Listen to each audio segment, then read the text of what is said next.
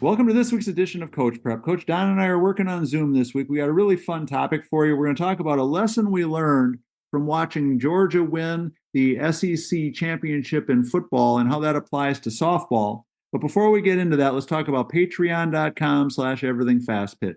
Again, thank you very much to all of our patrons. We really do appreciate the support that we've had and the people that have been supporting us for a long time. But the reality of the future of the podcast world is everything keeps getting more expensive, everything keeps going up, and we would love to see some more people coming on board because every time we start to flirt with having a couple of months in a row where we actually don't lose any money, then something gets more expensive and we're back in the red again. So we certainly would love for you to come on board. If you see value in what we're doing, go to patreon.com/everythingfastpitch. So Don, I swore off college athletics because all the stuff that's going on with transfers and NIL and all this other stuff really kind of bothered me.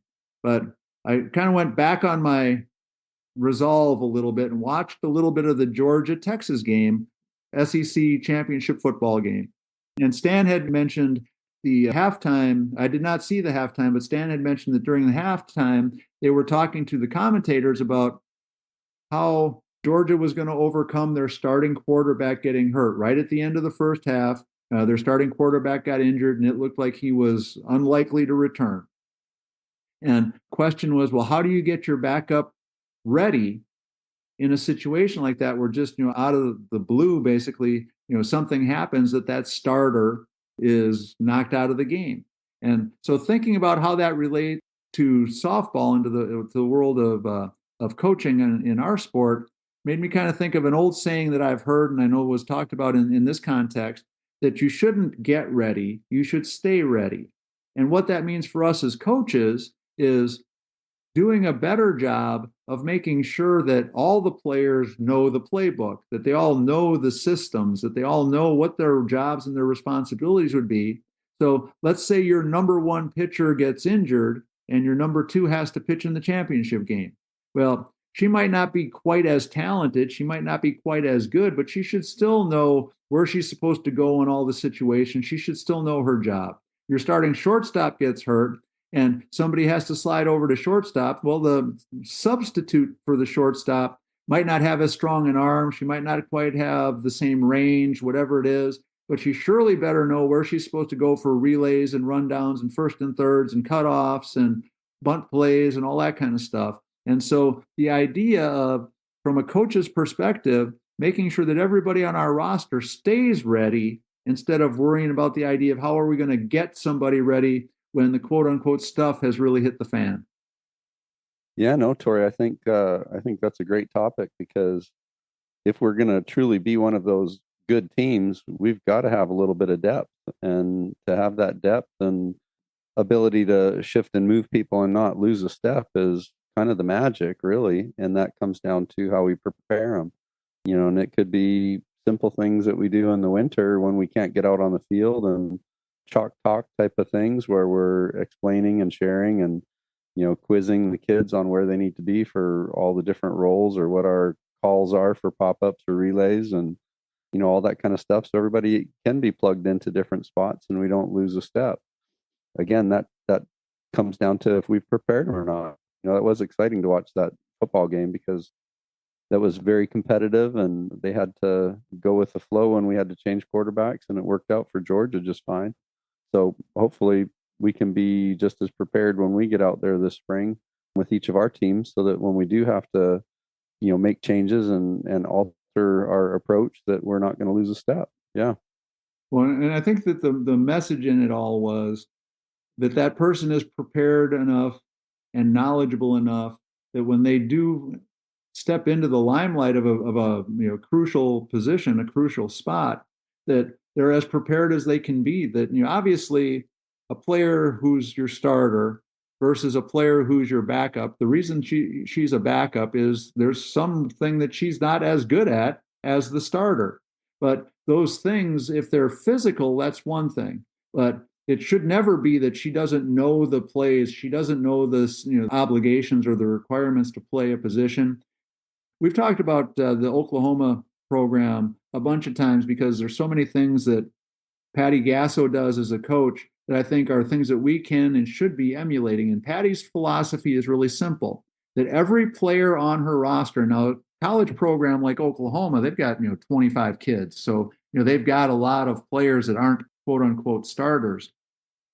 But every single player is obligated and expected to know everything that they could possibly need to know about their primary position and their secondary position.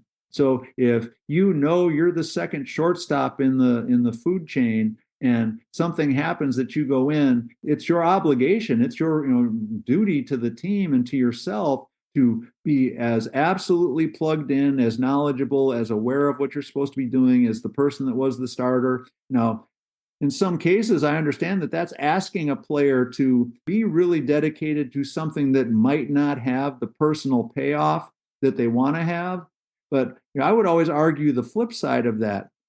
Yes, we're asking you to do something. It's a hard challenge for some people to invest a lot of time in something that they think they're unlikely to get a payoff. Well, why do I need to spend that much time on my backup position? I'm never going to get to play there. So and so is way better than me. So and so is clearly the starter. I'm never going to get to play there.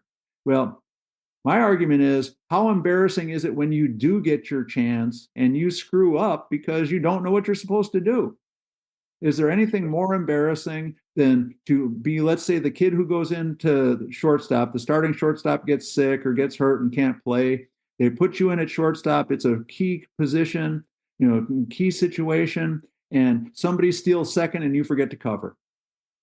Okay, so now the excuse isn't supposed to be, well, this isn't my normal position. Right, yeah. And is the excuse going to make the embarrassment go away? Is the excuse going to make what I just cost my team go away? I mean, I think the excuse is something that everybody falls back on, but the reality of it is, you screwed up. And if you screwed up because you didn't work to know what you're supposed to do in that situation, even though you're obligated to, even though that's one of your responsibilities to be part of the team, I think that's really disappointing. And now there's only so much of that you can cast on the player, but we also have to kind of share some of the responsibility. And obviously, I think it's a partnership between coaches communicating what their expectations are and helping players see the value in working hard when it is a backup position or not their primary spot. And it's a coach's responsibility to make sure that through practices and stuff that we're doing, that we're giving kids chances to work and do stuff in practice at those positions so that they get more familiar. But it's definitely something that both parties have to be invested in. If we've got a player who doesn't care about learning her backup position because she doesn't think she's ever going to get to play there, I don't care how hard you coach it, you're probably not going to see very good results. And if you have a player who really wants to learn all the responsibilities of that backup, but you're not coaching it very well guess what?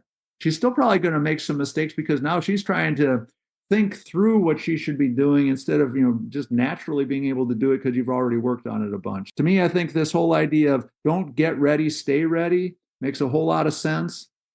And I think it's something that if more of our coaches take it to heart and use that as your philosophy in helping your teams get ready and staying ready, I think we're going to be a whole lot happier and have a whole lot more success and be a whole lot less finger pointing and blaming after the fact or excuse making or whatever it is after the fact, because we won't need to be making very many excuses. You might lose a game because your backup shortstop's not as quick as your starting shortstop, but you better not lose a game because your backup shortstop doesn't know where she's supposed to be. Absolutely. That's a good point. I love it. So that's going to wrap up this Coach Prep. Please make sure that you support us by becoming a patron. Go to patreon.com/everythingfastpitch. Reach out to us with questions, comments, ideas, or suggestions at everythingfastpitch@gmail.com or fastpitchprep@gmail.com. Go to the fastpitchprep.com website. Order your Square Cuts training discs there. They're $49.95 a dozen. And you can also have access to the YouTube channel and the blog post. There's tons and tons of information available on our fastpitchprep.com website. So for Coach Don McKinley and our producer, Stan Lewis, this is Coach Torrey. Thanks for listening. We'll talk to you again next week.